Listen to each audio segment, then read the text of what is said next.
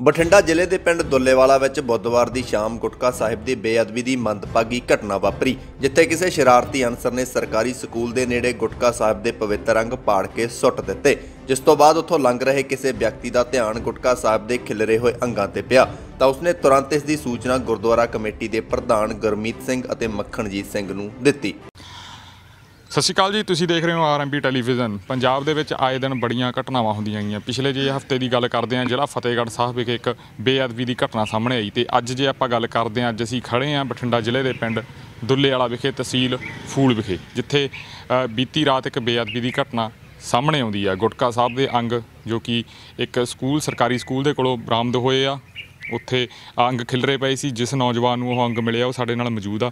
ਬਾਈ ਜੀ ਸਤਿ ਸ਼੍ਰੀ ਅਕਾਲ ਜੀ। ਸਤਿ ਸ਼੍ਰੀ ਅਕਾਲ ਬਾਈ। ਕੀ ਨਾਮ ਆ ਬਾਈ ਤੁਹਾਡਾ? ਮੇਰਾ ਨਾਮ ਅਮਰਤਪਾਲ ਸਿੰਘ ਹੈ ਜੀ। ਹਾਂ, ਜਿਹੜੇ ਬਾਈ ਇਹ ਘਟਨਾ ਹੋਈ ਹੈ ਕਿੰਨੇ ਕੁ ਵਜੇ ਦਾ ਟਾਈਮ ਸੀ? ਇਹ ਲਗਭਗ 6:30 ਦੇ ਆਸ-ਪਾਸ ਸੀਗੀ ਜੀ ਘਟਨਾ ਜੀ। ਹਾਂਜੀ। ਤੇ ਤੁਸੀਂ ਕਿੱਥੋਂ ਆ ਰਹੇ ਸੀ? ਮੈਂ ਗੁਰੂ ਘਰ ਤੋਂ ਮਤਲਬ ਆਪਣਾ ਪਾਠ ਕਰਕੇ ਤੇ ਸੇਵਾ ਰੂਟੀਨ ਦੇ ਤੌਰ ਤੇ ਮੈਂ ਜਾਣਾ ਹੈ ਤੇ ਉੱਥੋਂ ਮੈਂ ਸੇਵਾ ਕਰਕੇ ਆ ਰਿਹਾ ਸੀ। ਲਗਭਗ 6 ਵਜੇ ਤੋਂ ਬਾਅਦ ਉੱਥੋਂ ਤੁਰਿਆ ਆਇਆ। ਮੈਂ ਰਹਿ ਰਸ ਉਦੋਂ ਚੱਲ ਰਹੀ ਸੀ ਤੇ ਮੈਂ ਮਤਲਬ ਇਸ ਕੰਨੀ ਤੇ ਆ ਰਿਹਾ ਸੀ, ਕੱਚੇ ਪਾਸੇ ਪੈਦਲ ਤੁਰਿਆ ਆ ਰਿਹਾ ਸੀ ਤੇ ਮੈਂ ਦੇਖਿਆ ਕਿ ਇੱਕ ਪਾਸੇ ਮਤਲਬ ਗੁਟਕਾ ਸਾਹਿਬ ਤੇ ਥੋੜ੍ਹੇ ਅੰਗ ਮਤਲਬ ਇਸ ਲੋਟ ਖਿਲਾਰੇ ਪਏ ਆ ਉੱਥੇ।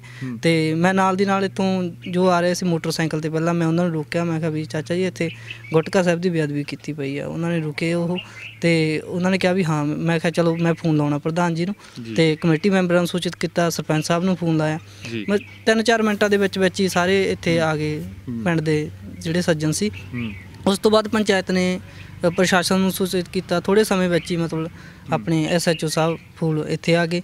ਉਸ ਤੋਂ ਬਾਅਦ DSP ਸਾਹਿਬ ਇੱਥੇ ਪਹੁੰਚੇ, SSP ਸਾਹਿਬ ਪਹੁੰਚੇ, SP ਸਾਹਿਬ ਪਹੁੰਚੇ। ਸਾਰਾ ਪ੍ਰਸ਼ਾਸਨ ਇੱਥੇ ਮਤਲਬ ਰਾਤ ਰਿਹਾ ਤੇ ਬਸ ਇਹੀ ਮੰਗ ਕਰਦੇ ਹਾਂ ਵੀ ਜਲਦੀ ਤੋਂ ਜਲਦੀ ਜਿਹੜਾ ਦੋਸ਼ੀ ਹੈ ਉਹਨੂੰ ਫੜਿਆ ਜਾਵੇ ਜੀ। ਜੇ ਆਪਾਂ ਗੁਟਕਾ ਸਾਹਿਬ ਦੀ ਗੱਲ ਕਰਦੇ ਹਾਂ ਤਾਂ ਗੁਰਦੁਆਰਾ ਕਮੇਟੀ ਨੇ ਗੁਰਦੁਆਰਾ ਸਾਹਿਬ ਦੇ ਵਿੱਚ ਚੈਕਿੰਗ ਕਰੀ। ਗੁਟਕਾ ਸਾਹਿਬ ਗੁਰਦੁਆਰੇ 'ਚੋਂ ਸੀ ਕਿ ਕਿਸੇ ਦਾ ਹੋਰ ਸੀ ਬਾਹਰੋਂ? ਨਹੀਂ ਜੀ, ਗੁਟਕਾ ਸਾਹਿਬ ਜਿਹੜਾ ਸੀ ਨਾ ਉੱਥੇ ਉਹ ਆਪਣੇ ਗੁਰੂ ਘਰੋਂ ਨਹੀਂ ਗਿਆ, ਕਿਉਂਕਿ ਗੁਰੂ ਘਰ ਸਾਰੇ CCTV ਕੈਮਰੇ ਲੱਗੇ ਹੋਏ ਆ। ਹਾਂਜੀ, ਉਹ ਚੈਕਿੰਗ ਹੋ ਚੁੱਕੀ ਆ। ਉਹ 3-4 ਵਾਰੀ ਦੇਖ ਲਈ ਘੋਖ ਕੇ ਜੀ। ਹਾਂ, ਕਿਉਂਕਿ ਜੋ ਵੀ ਵਿਅਕਤੀ ਗੁਟਕਾ ਸਾਹਿਬ ਆਉਂਦਾ ਆ, ਲੈ ਕੇ ਜਾਂਦਾ, ਉਹ ਕੈਮਰੇ ਦੇ ਵਿੱਚ ਕੈਚ ਹੁੰਦਾ ਆ। ਹਰੇਕ ਤਰ੍ਹਾਂ ਦੀ ਗਤੀਵਿਧੀ ਚਾਰੇ ਪਾਸੇ ਕੈਮਰੇ ਲੱਗੇ ਹੋਏ ਆ ਉਹਦੇ ਵਿੱਚ।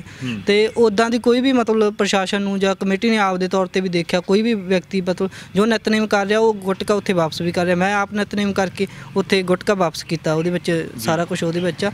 ਤੇ ਬਾਅਦ ਵਿੱਚ ਥੋੜ੍ਹੀ ਸੈਟਿੰਗ ਕਰਕੇ ਮੈਂ ਸੇਵਾ ਕਰਕੇ ਇੱਧਰ ਡਿਓੜੀ ਸਾਹਿਬ ਤੇ ਫਿਰ ਮੈਂ ਵਾਪਸ ਚਲਾ ਗਿਆ ਜੀ। ਫਿਰ ਮੈਂ ਇੱਧਰ ਆ ਰਿਹਾ ਸੀ, ਫਿਰ ਮੈਂ ਉਦੋਂ ਦੇਖਿਆ। ਮੈਂ ਜਿਹੜੇ ਬਾਈ ਜੀ ਅੰਗ ਸੀ ਉਹ ਖਿੱਚੇ ਹੋਏ ਸੀ ਕਿ ਪਾਟੇ ਹੋਏ ਸੀ ਤੇ ਕਿੰਨੇ ਅੰਗ ਸੀ? ਨਹੀਂ ਜੀ, ਉਹ ਖਿੱਚੇ ਹੋਏ ਸੀ, ਮਤਲਬ 10-10 15-15 ਅੰਗ ਨਾ ਇਸ ਲੋਟ ਕਰਕੇ ਵਿੱਚੋਂ ਖਿੱਚੇ ਹੋਏ ਸੀਗੇ ਉਹ। ਤੇ ਉਹ ਮਤਲਬ ਸਾਬਤੇ ਅੰਗ ਇਸ ਲੋਟ ਖਿੱਚੇ ਪਏ ਸੀ। ਥੋੜ੍ਹੀ ਲਿਮਟਿਡ ਜਗ੍ਹਾ ਦੇ ਵਿੱਚ ਹੀ ਉਹ ਮਤਲਬ ਖਿਲਾਰੇ ਹੋਏ ਸੀਗੇ ਉਹ ਜੀ। ਹਾਂਜੀ। ਤੇ ਹੁਣ ਪ੍ਰਸ਼ਾਸਨਿਕ ਅਧਿਕਾਰੀਆਂ ਦਾ ਕੀ ਕਹਿਣਾ ਅੱਗੇ?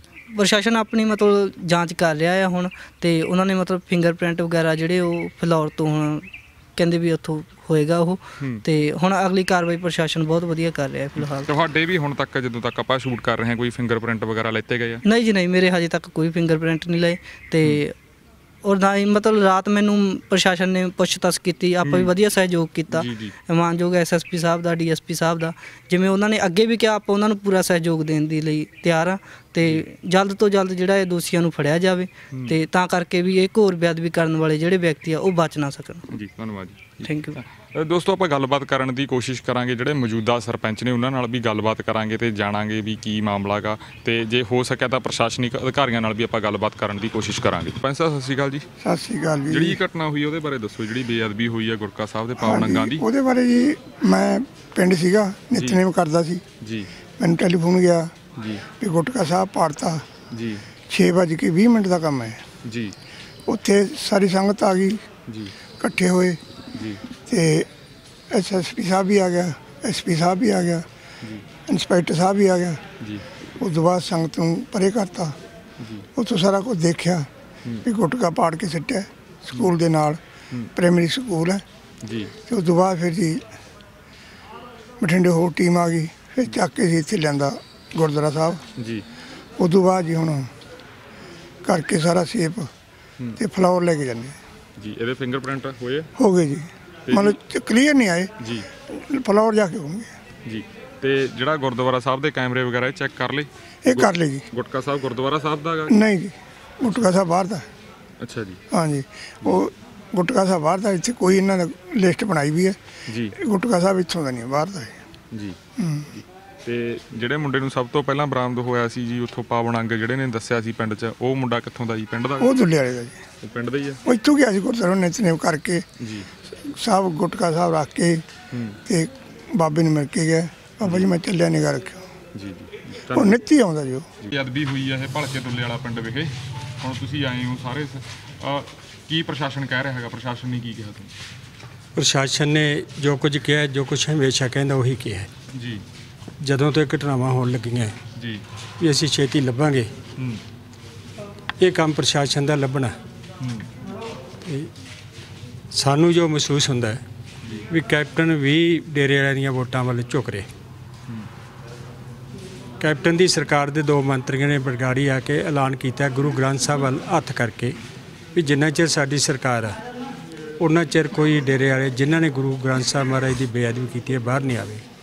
ਉਹ 7 ਦਿਨਾਂ 'ਚ ਬਾਹਰ ਆ ਗਏ। 7 ਦਿਨਾਂ ਤੋਂ ਬਾਹਰ ਆਉਣ ਤੋਂ ਬਾਅਦ ਅੱਜ ਸਾਰਿਆਂ ਨੂੰ ਉਹਨਾਂ ਨੂੰ ਸਰਕਾਰੀ ਗਨਮੈਨ ਅਤੇ ਸਰਕਾਰੀ ਮਹਿਮਾਨ ਤੌਰ 'ਤੇ ਵਿੱਚ ਰਹੇ।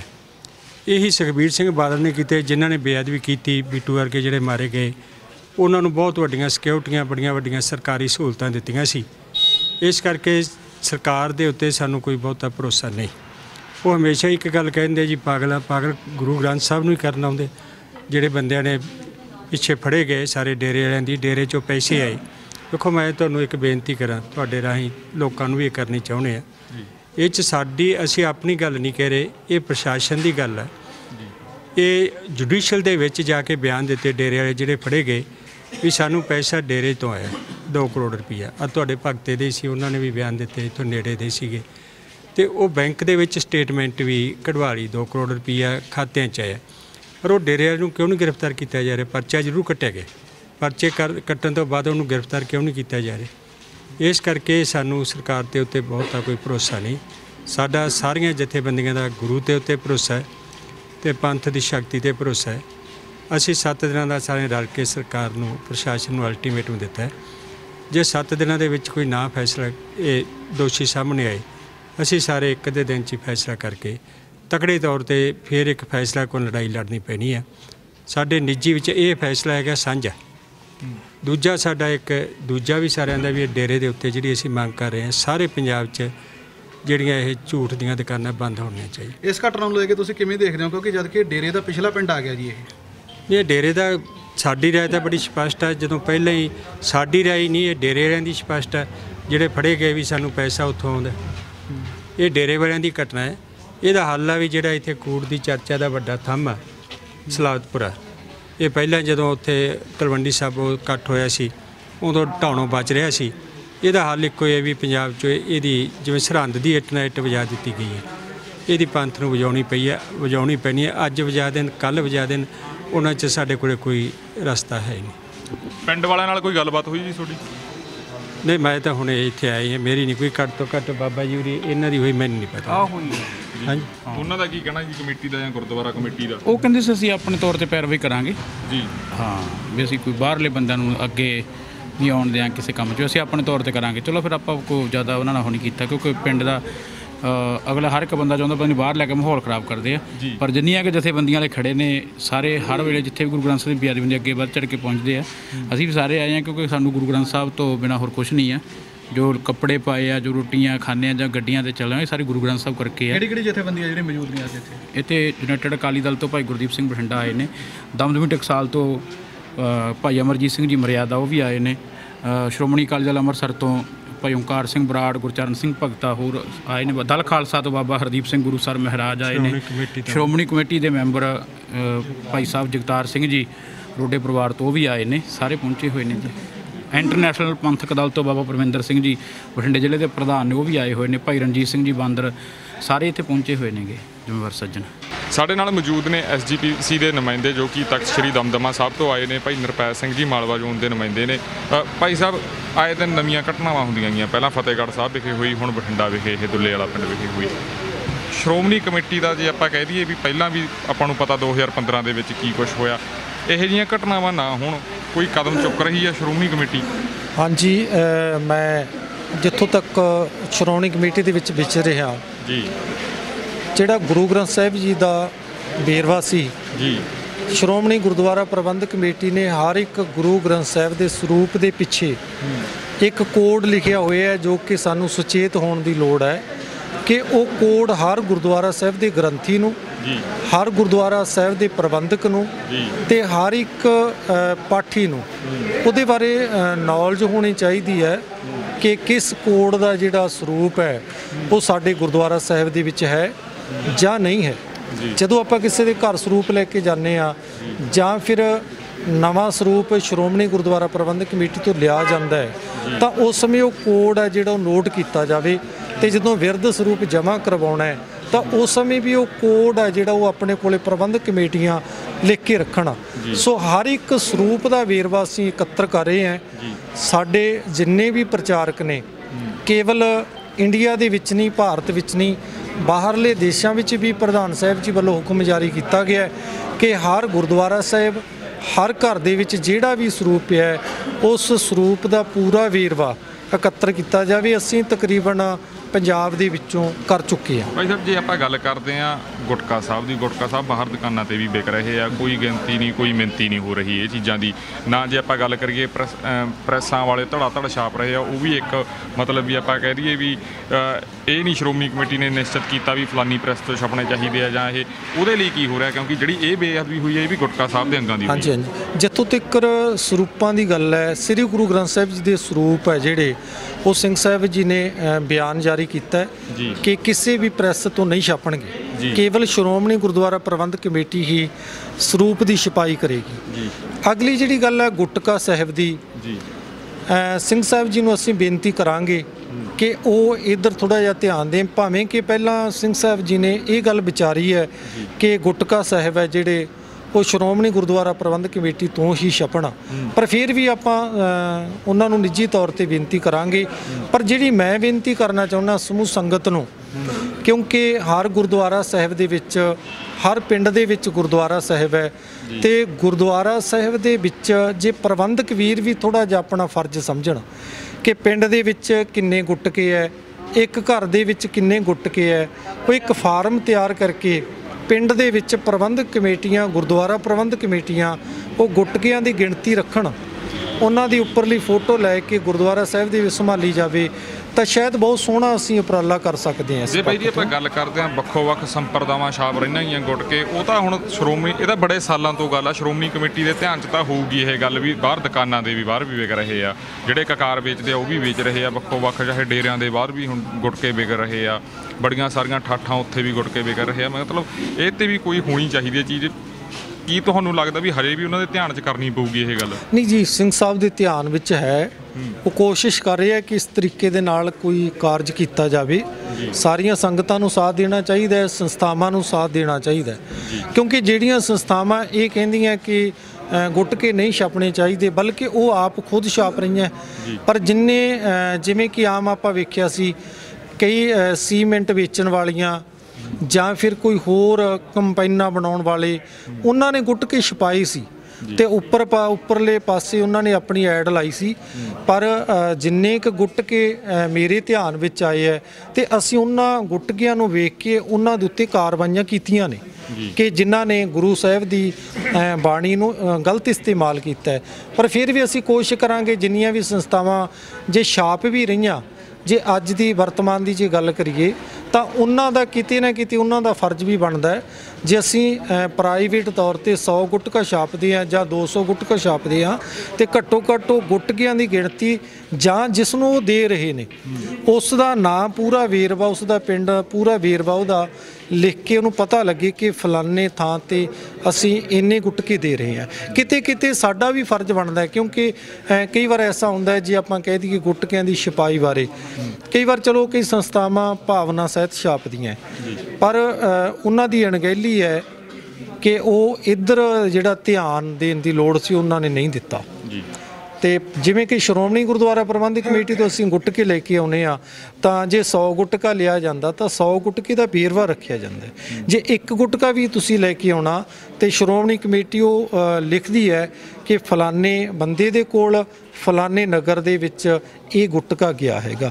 ਸੋ ਸਾਨੂੰ ਲੋੜ ਹੈ, ਸਾਡੀਆਂ ਜਿਹੜੀਆਂ ਪ੍ਰਾਈਵੇਟ ਸੰਸਥਾਵਾਂ ਚੱਲ ਰਹੀਆਂ ਭਾਵੇਂ ਕਿ ਉਹ ਨਾਨਕਸਰੀਏ ਜਾਂ ਜਿਹੜੀਆਂ ਵੀ ਸੰਸਥਾਵਾਂ ਆਪਾਂ ਗੱਲ ਕਰੀਏ ਤਾਂ ਉਹਨਾਂ ਦਾ ਸਾਰਿਆਂ ਦਾ ਸਾਡਾ ਫਰਜ਼ ਬਣਦਾ, ਕਿਉਂਕਿ ਹੁਣ ਪਤਾ ਨਹੀਂ ਕਿੰਨੇ ਕਿੰਨੇ ਗੁਟਕੇ ਛਪ ਰਹੇ ਹੈ ਤੇ ਜਿਹੜੀਆਂ ਸਾਡੀਆਂ ਸੰਗਤਾਂ ਉਹ ਲੈ ਕੇ ਆ ਰਹੀਆਂ ਤੇ ਉਹ ਆਪਣੀ ਮਰਜ਼ੀ ਨਾਲ ਰੱਖੇ ਆਉਂਦੇ ਆ ਜਾਂ ਆਪਣੀ ਮਰਜ਼ੀ ਨਾਲ ਲੈ ਕੇ ਆਉਂਦੇ ਆ। ਬਾਈ ਜੀ, ਜੇ ਆਪਾਂ ਮੌਜੂਦਾ ਮਾਮਲੇ ਦੀ ਅੱਜ ਦੀ ਗੱਲ ਕਰਦੇ ਹਾਂ, ਪ੍ਰਸ਼ਾਸਨਿਕ ਅਧਿਕਾਰੀ ਆਈਜੀ ਸਾਹਿਬ ਵੀ ਆਏ ਸੀ, ਐਸਐਸਪੀ ਸਾਹਿਬ ਵੀ ਮੌਜੂਦ ਸੀ, ਤੁਹਾਡੀ ਗੱਲਬਾਤ ਹੋਈ, ਕੀ ਕਹਿ ਕੇ ਗਏ? ਆਈਜੀ ਜਸਕਰਨ ਸਿੰਘ ਜੀ ਬਠਿੰਡਾ, ਉਹਨਾਂ ਦੇ ਨਾਲ ਮੇਰੀ ਵਾਰਤਾਲਾਪ ਹੋਈ ਹੈ।